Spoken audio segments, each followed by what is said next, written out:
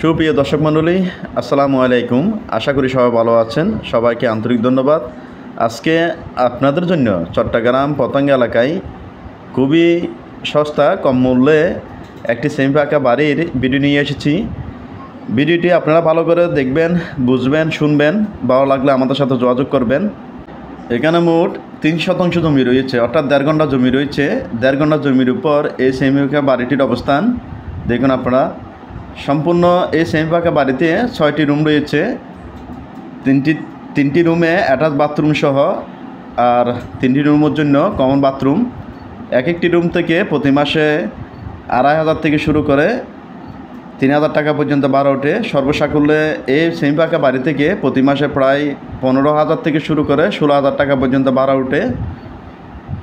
দেখুন আপনারা, একদম নতুন বাড়ি, নতুন সেমি পাকা বাড়ি। মালিক পক্ষের অতি জরুরি টাকার প্রয়োজনে মাত্র 45 লক্ষ টাকা মূল্যেই মালিক পক্ষ এই বাড়িটি বিক্রি করবেন।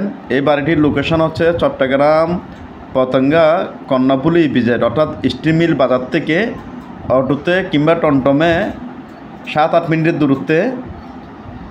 দেখুন আপনারা, সেমি পাকা বাড়ি, একদম নিরিবিলি মনোরম পরিবেশে এই বাড়িটির অবস্থান। আপনারা যারা চট্টগ্রাম পতেঙ্গা এলাকায় নিরিবিলি মনোরম পরিবেশে বসবাসের পাশাপাশি কমার্শিয়াল সেমি পাকা বাড়ি খুঁজতেছেন কিংবা কমার্শিয়াল বিল্ডিং খুঁজতেছেন কম দামের মধ্যে, সস্তার মধ্যে, তাদের জন্য এই বাড়িটি খুবই উপযোগী।